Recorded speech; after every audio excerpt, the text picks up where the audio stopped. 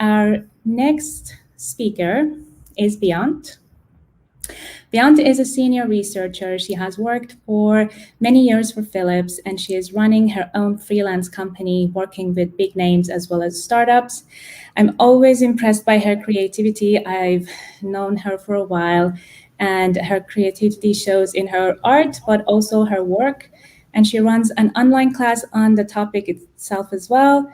And she is also the founder of Alt UXR and sends out very insightful emails about different topics related to research.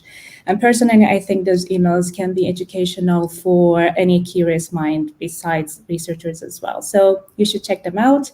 And today she is going to talk to us about failure and how it can make us better.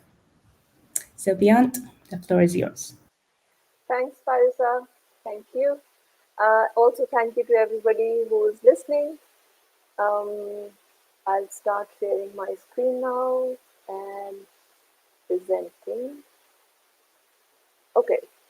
So today I want to talk about creativity and learning from failure. So this talk is part of a bigger workshop, and today I'm going to specifically focus on creativity, and we are going to learn how failure relates to creativity and how failing regularly and pursuing mastery are key to learning from failure.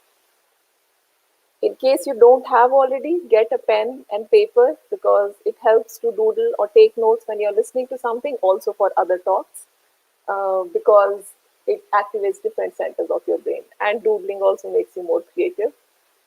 A bit about myself. I think Parisa already gave a very kind introduction.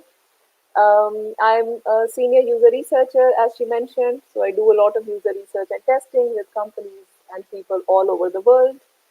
I also founded Alt UXR, where I do theme-based emails and workshops and courses, like creativity, listening, and like learning from failure, also with people from many countries. And because I'm talking about creativity, it's relevant to say that I make art and I write. And that's where I started to learn about getting comfortable with failure and role of failure in creativity. So it was really a hands-on training in failure. Why am I talking about failure today? Because you could say this is a UX meetup. Why do we need to talk about failure? So I work in the UX world. This is what I do. And yet I find that in a lot of work that I do, I found myself often getting afraid of failure. So ironically, I found it very hard to finish the first version of this presentation, which was for another event, because I was afraid of failing. That's like metaphysical, right? But on the other hand, I also like creating and learning new things. And if I want to continue doing that, then I have to build a good relationship with failure. Also, as I grow older, I see that some failures that seemed terrible in the moment and like really heartbreaking, they changed my perspective in really valuable ways or brought new opportunities, which I could not have thought about. So I researched the topic. I also read about failure. I reflected on my own experience. I talked to some people around me, and I want to share part of that in today's talk. An overview of what I'll be talking about. So first, I'll do a quick check with you, or you can do a quick check with yourself on how do you or your team relate to failure. How can you provide a platform for failure? What do success, mastery, and perfection have to do with failure? And finally, if we have time, I would like to do a quick recap where actually you will tell me what you learned from the talk today, or your one aha moment, rather than me doing a recap for you. So I learned from your learning. Before we go forward, I always ask people to do this. Take a moment to set an intention for what do you want from this talk, at least for the next 20 to 25 minutes. I told you what I'll be talking about. So just take a moment to think and write down for yourself, this is what will make it a success. Like these 20 minutes, I'll find them well spent. So I'll give you 15, 20 seconds to think on that.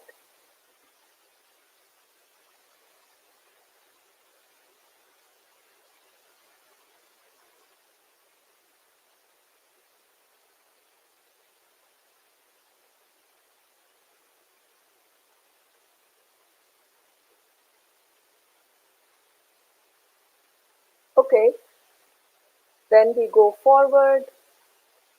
So failure has many perspectives and angles, and it's a very rich topic. It's like life, and you can continue about it on a long, on a long conversation. We will talk today about creativity and failure. When it comes to creative endeavors, the concept of zero failures is worse than useless. It's counterproductive. These are words from Ed Catmull, who's the president of Pixar and Disney Animation. And Pixar and Disney are in the business of creativity. Like, this is what they survive on. So if they are talking about failure and creativity, we should pay attention. I have also experienced this myself. So when I'm creating anything or anything meaningful at any rate, I realize that creativity needs failure. Just this one sentence or concept, as you can see, has so many different versions. You start with one and you try to fit different things to it, or you modify it. So every failure is a raw material for the creative process. And if you don't have a draft, you can't edit it. And this is true for a design, this is true for a project plan, this is true for a test plan. Anything you try to do, you first need to make something before you can think of making something successful. And of course, the deal with failure is that we want the first version already to be successful, right? And we'll talk about that in a bit. So failure feeds creativity. Let's take a moment and do a check on how do you relate to failure, which is a test from actually Ed Catmull, the same person who said you need failure for creativity.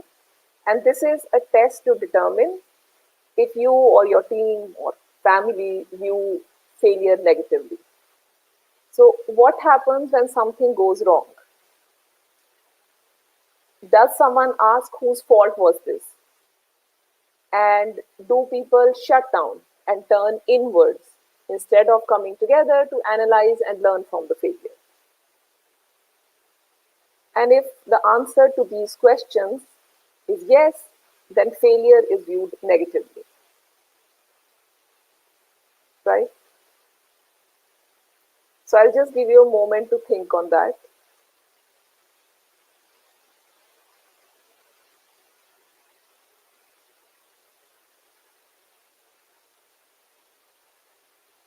So if the answer to this was no, then I think you are lucky and you have quite a healthy attitude towards failure, and we could all be learning from you.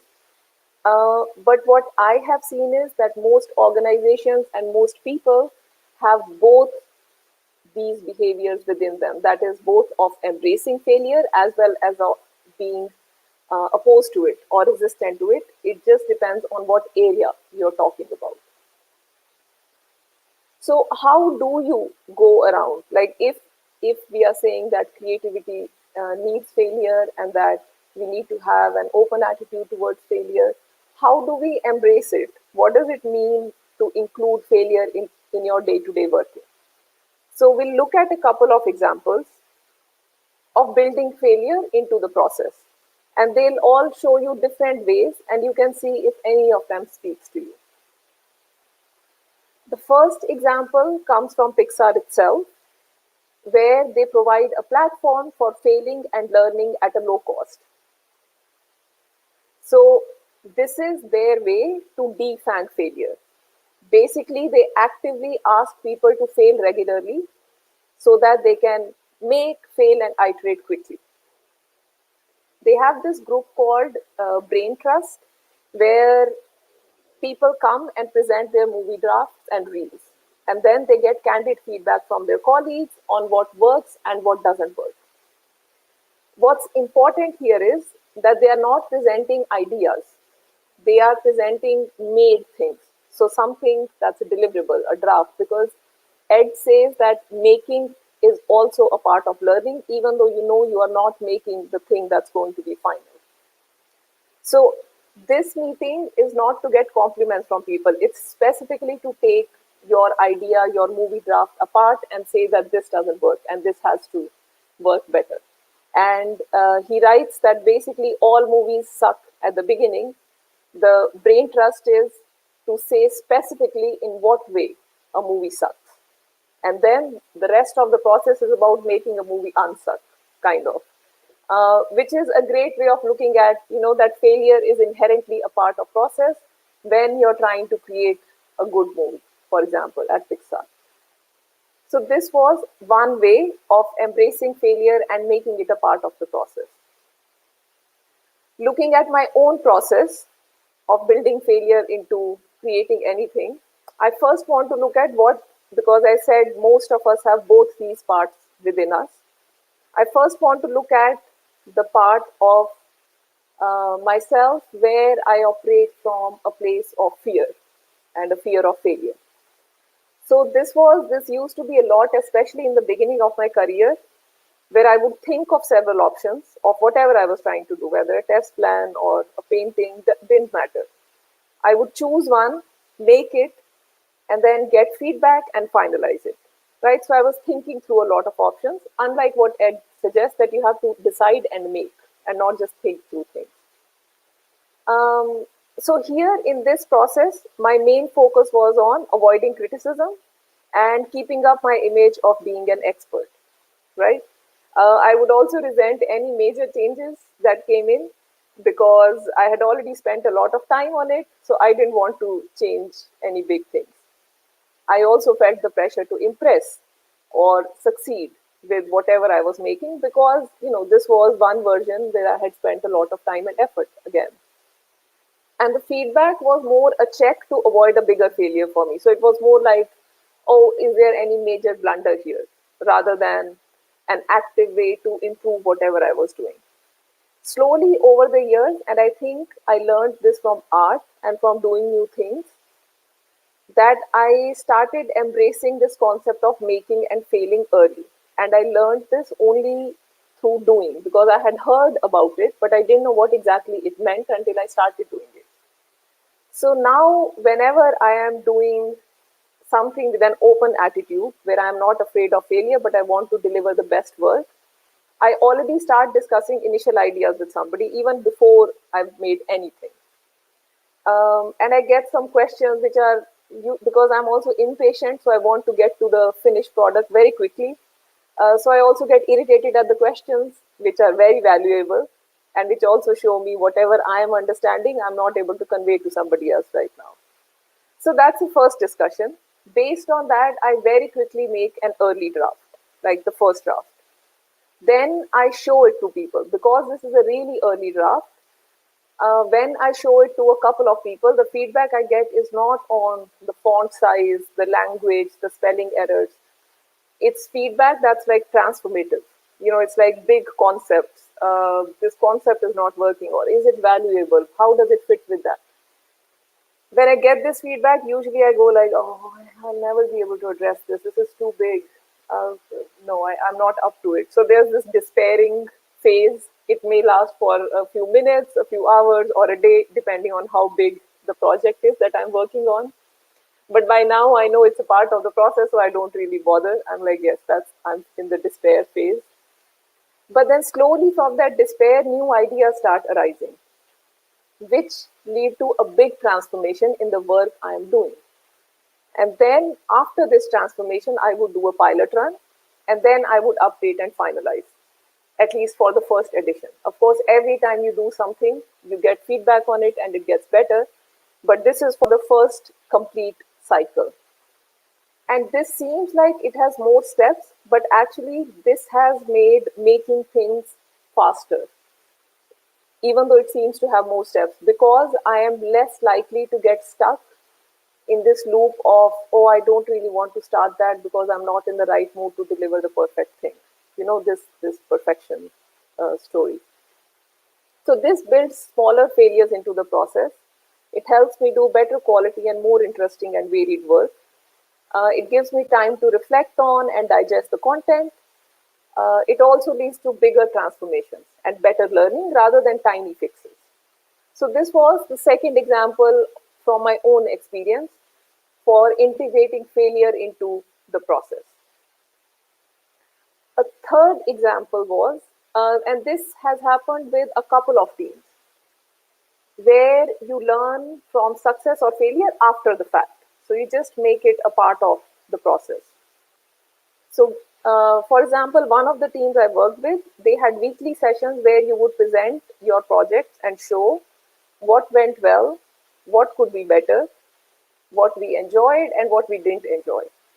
So, in this case, since you are not focused on if the project overall was a success or a failure, and you're doing it for every project, regardless of whether it's considered to be awesome or awful, also this was a way of destigmatizing failure, because the whole point was, what are we learning from it that you take to the next project?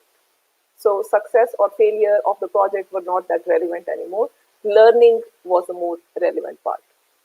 So this is another example of integrating failure into the process, right? So normally I do this as a workshop, but right now this is homework for you if you want.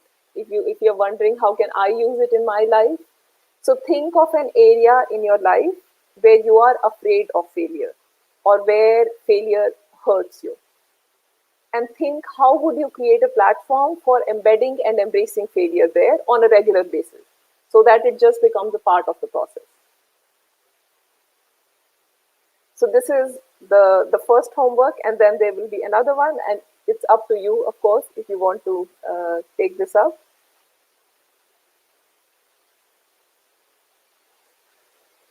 Now, I want to look at some relatives of failure on a related note.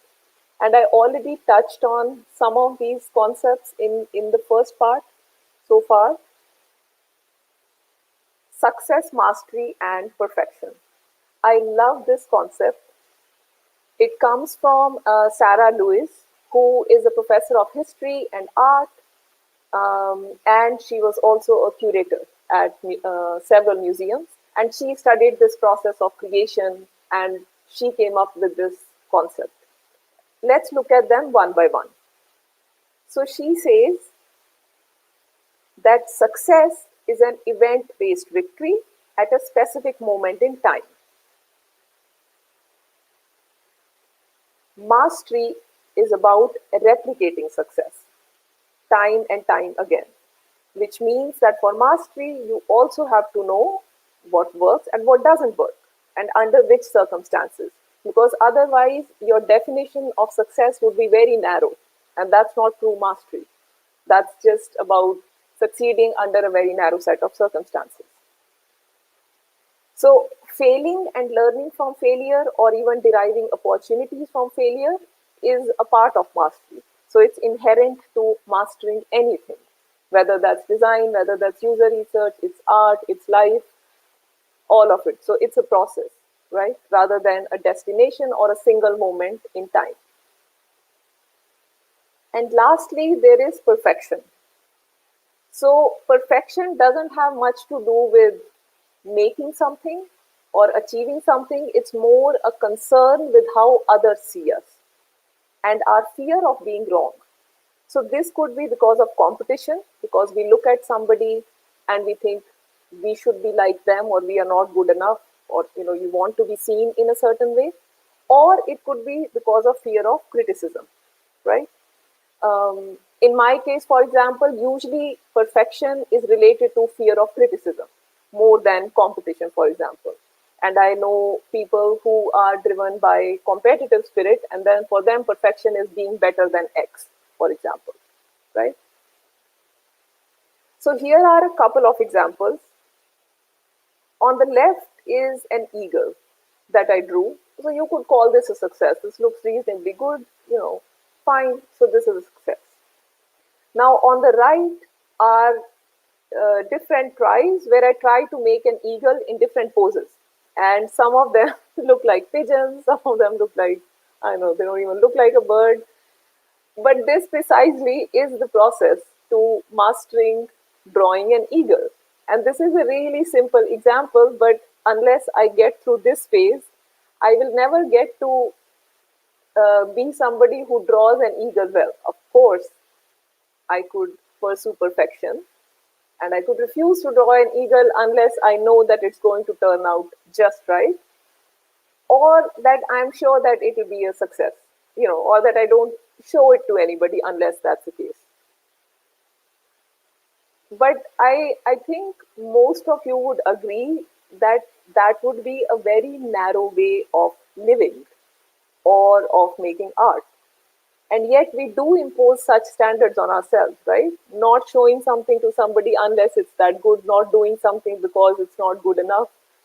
And this is often a script that goes through our minds for different areas, right?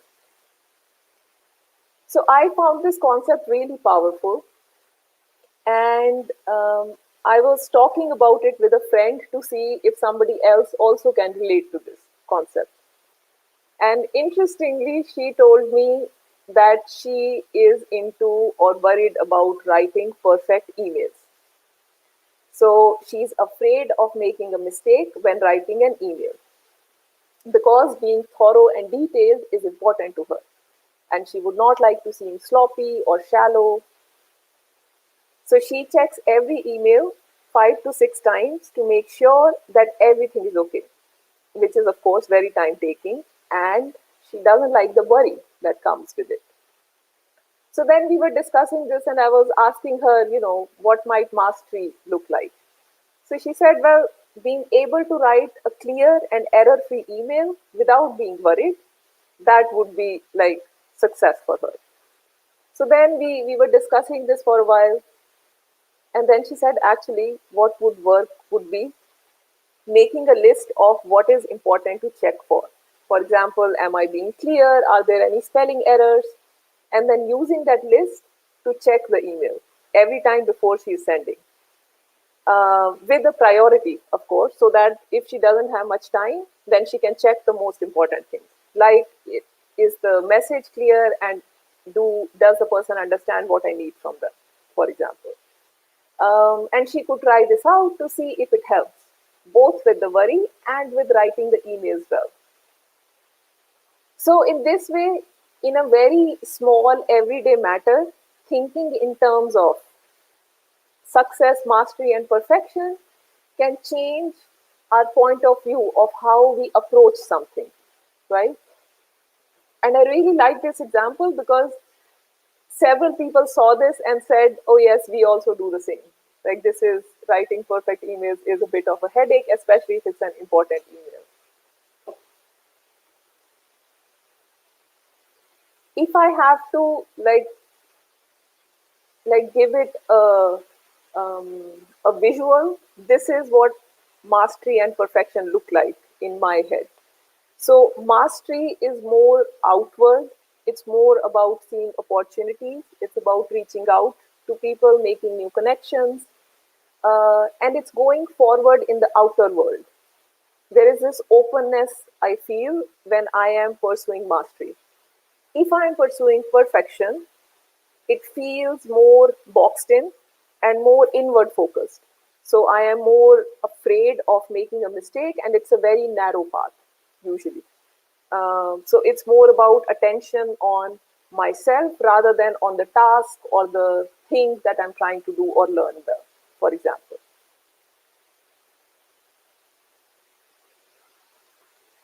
And pursuing mastery, finally, I feel opens our minds. Because on the way to mastery, we are led by bigger goals than just avoiding failure, which can happen when we are pursuing success or when we are pursuing perfection, for example. So this is also interesting that it changes the focus of what you are pursuing. And this quote is also from Sarah Lewis, came up with this whole concept. So if you want to look at perfection and mastery in your life, then here is some homework for you. Think of an area in your life where you pursue perfection or are afraid of failure. And think, what does success look like for you in this area? And what would it look like or feel like if you were trying to gain mastery in this area?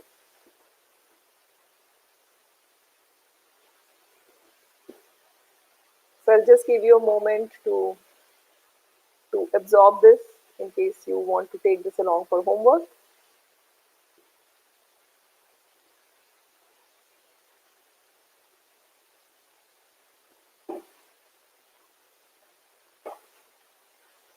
So, with this, we are at the end of the talk, and I would like to do a short recap. I am trying to see if we have time for this. So, if you could type in the chat the top one thing or an aha moment you had from the talk.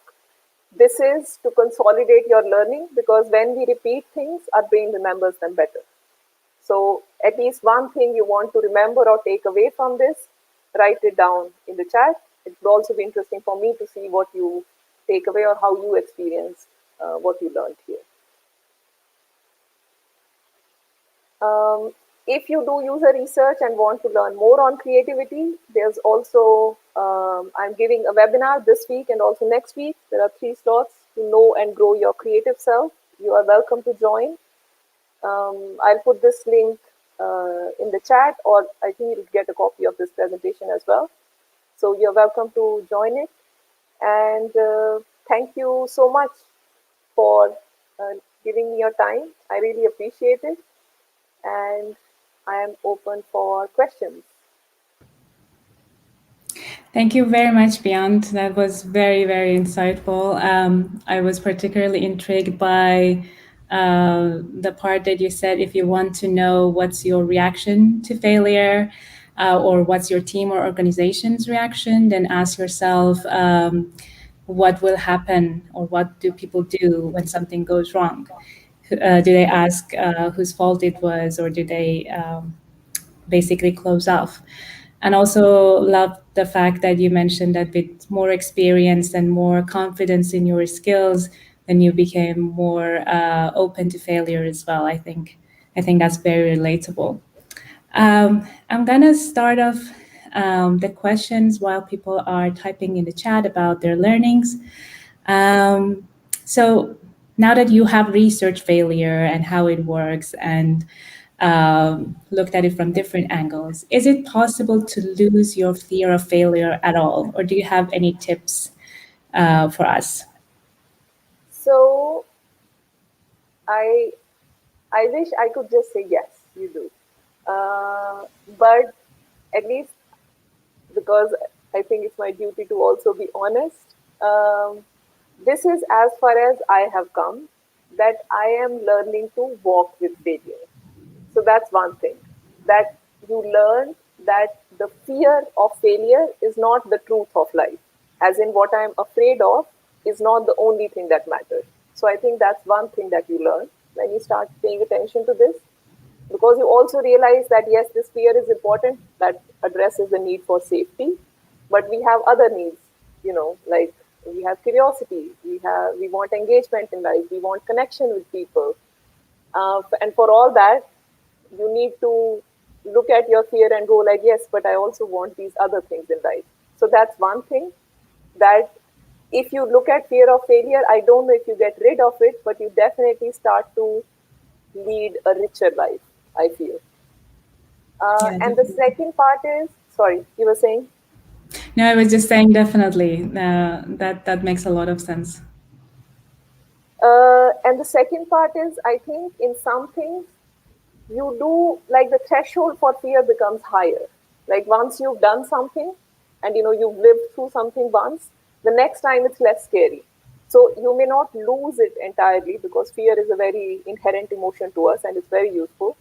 So you may not lose it entirely, but it starts showing up at the littlest of, like public embarrassment or not being perceived an expert doesn't seem that big a deal once you've already gone through this process of, like, oh, I did fail at, being perceived as an expert once. So, might as well, like, it didn't kill me, so I can try it again, right? So it does make the threshold for feeling afraid higher. So you find it easier to step into a lot of new things. I think these are the 2 things I would say. Beautiful, very helpful. I'm seeing in the chat that people are sharing their quotes from your presentation or their aha moments.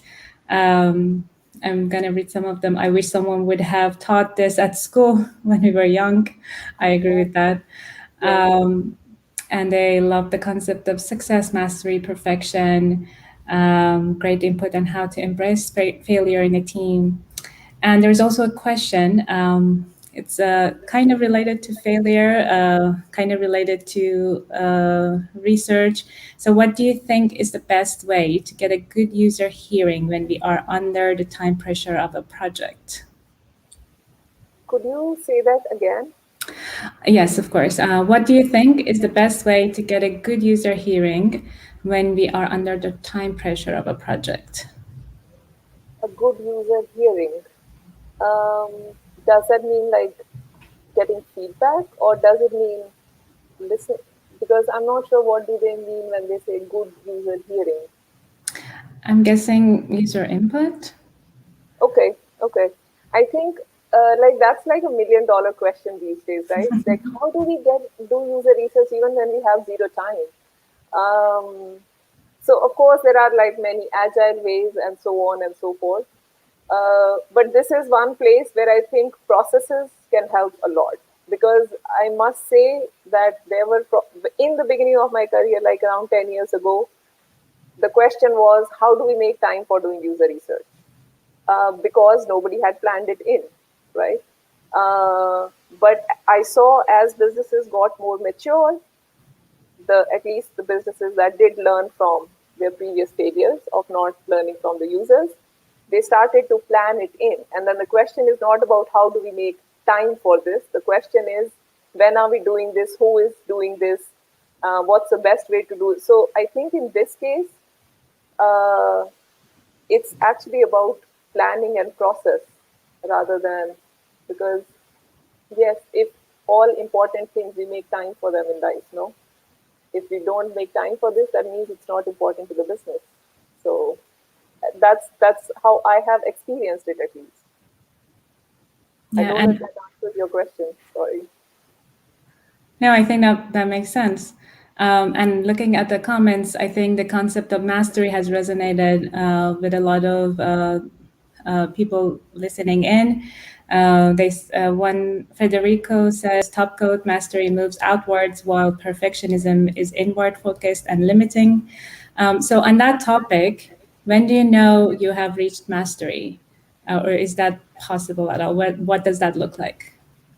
So I think that was really nice to realize as well, that if you look at masters of anything, when they talk about X is a master, Y is a master, they are actually defining somebody who moved the field forward. So they didn't reach the end of a field. They found new opportunities within a field, right? So it's like a never-ending process, and that's what I like about mastery. That you could pursue it in really little things and forever, be in this playground kind of, rather than being desperate to reach a destination of some kind. Yep, and there's another question. So Federico is saying that sometimes when you show an early draft and get feedback, then the result is that people think that's the best result you could get, and that leaves a negative impression. So how do you deal with that? So His point is that people are not used to give feedback on early drafts. yes, so I can imagine, and I think this has to do with partly with the work culture, but also with the way of working. So I would say either one thing is you could try to educate people on the way of working, and embracing this way of working where you share very early work so that you kind of build failure into the process. Or if that's not possible, because I know there are limitations of our work environments, and sometimes you cannot change the whole organization, you could get feedback from people you feel safe with. So often I get feedback from people who actually are friends or family, and who are kind enough to listen to all sorts of rambling, even those that are related to user research and they have nothing to do with user research. But I always see that my projects get better even when I'm talking to somebody who has actually, they get better because I'm talking to people who have nothing to do with user research. Because the questions they ask are the kind of questions your stakeholders are going to ask who don't do user research. Um, so I would say maybe then get feedback from people you feel safe with, and then actively build, you know, a few buddies you can ask from as well. Yeah, that makes sense. And if if I can also share something from my experience, is that setting the scene is also very important at the beginning, saying that this is an early draft, and kind of manage the expectations that way. Thank you so much. We learned a lot, and it's very apparent from the comments as well. Thanks for sharing your wisdom with us.